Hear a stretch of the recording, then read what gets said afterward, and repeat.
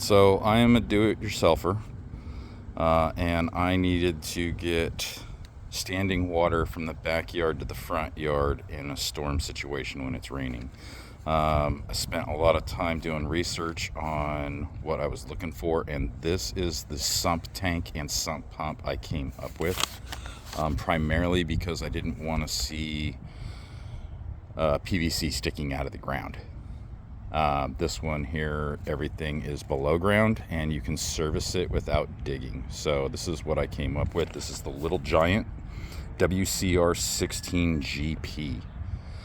I'm very happy with it so far. However, it has been somewhat of a trick to get it to all fit together. It's supposed to be some assembly required, but it's all supposed to be cut and ready to go for you to just put together. But I ran into a couple of snags, and this is the first time YouTube kind of failed me. There is not an exact video about this specific piece, so I just wanted to kind of put this out there for everybody else on what I came up with and the problems that I ran into. The instructions are incredibly vague for the most part, and this is not what I do for a living, so it was me trying to figure out what in the heck it is talking about. Things like drilling a 3/16 inch bleed hole and where to do that. Again, this isn't what I do, so I was like, why am I having to drill into something? If it's made to put together, it should already be drilled. And in the instructions, it actually says that it's pre-drilled, but it is not. And then it tells you to drill, so it's kind of confusing. Another thing that I ran into is this coupler right over here. This is called the 2-inch bulkhead nut, and the one that it comes with, or that it came with, is this one, and it has a smooth inside, and the instructions somewhat say that you're supposed to use PVC cement and whatnot, but there is a lot of play inside there. So I don't know, I like things airtight and I like things to fit 100%, and I don't think that this would hold up, and I also don't think this is made right. It's offset in there in the middle. I mean, maybe it's to stop the PVC, but in my instance, it just wasn't going to work for me. I wasn't comfortable with how this was set up. There's also, when you go to purchase this from the manufacturer, it says you may need a 2-inch bulkhead connector. Why would it not just come with the one that you need? Doesn't make any sense to me. The original one doesn't have threads in it. And in the instructions, it calls for you to use a 2-inch threaded coupler. Why would you use a 2-inch threaded coupler on something that doesn't have threads? So that was one of the first hurdles that I had to get over. So I wrote the manufacturer. They sent me this out for free of charge, instead of charging me, and I was very appreciative of that. It fits a lot better. The 2-inch PVC threaded coupler went right in. It also said that it was supposed to come with 2 of those couplers, because I'll show you here in a minute where the other one goes, but it only came with one. Not a big deal. It's a $3 part at Home Depot. Obviously, I would prefer that it came with it, but it just didn't. The second hurdle is once you get that screwed into the 2-inch bulkhead coupler, you have to get this through there.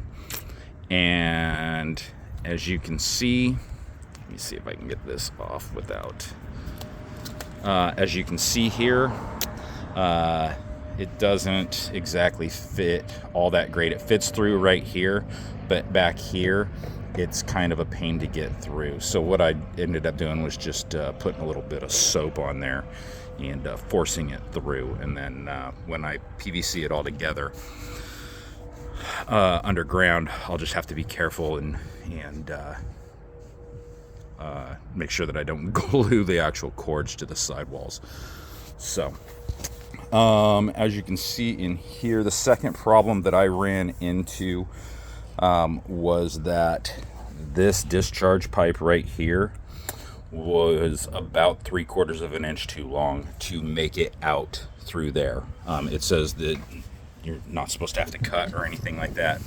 I did end up having to cut that.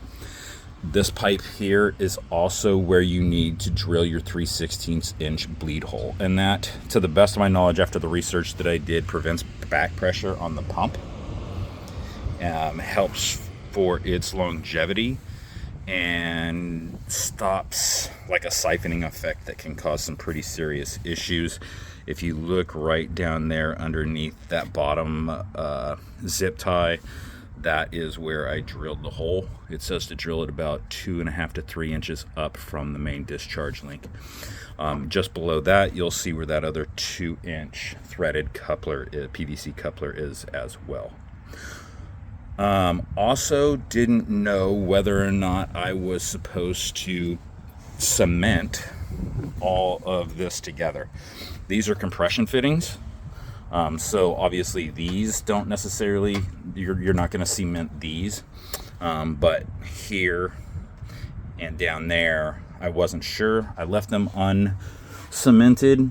You can see some water on the bottom, and so that was me testing to see if this whole thing would fly apart under pressure, and it didn't. So I did not PVC those.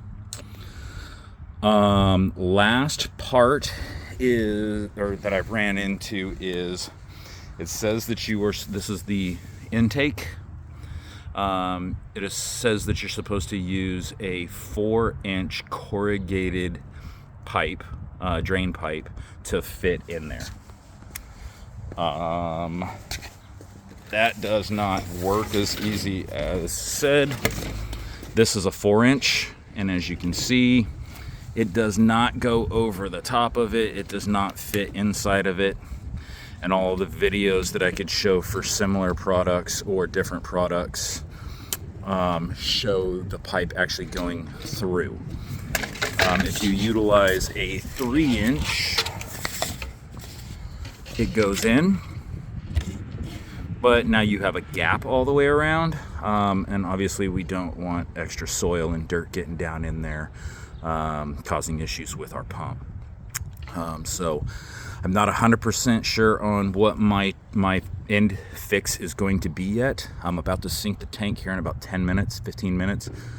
And we'll see what I'm going to do from there. But chances are I'm going to use this 3-inch pipe and probably utilize some expansion foam to fill the gaps around the pipe. I don't know. We'll see when the time comes. All in all, I am happy with the product. It just isn't going as planned. I've had to do some fabrication here and there.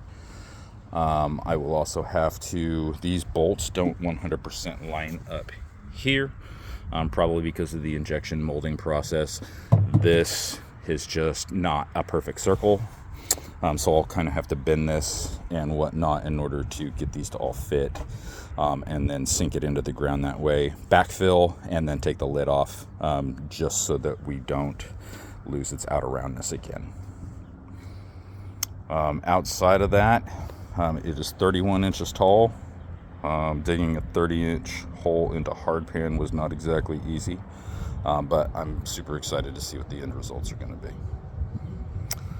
This is my video for this product. Thank you for listening, and I hope this helps somebody out there, so they don't have to go through all the investigating that I did. Have a good day.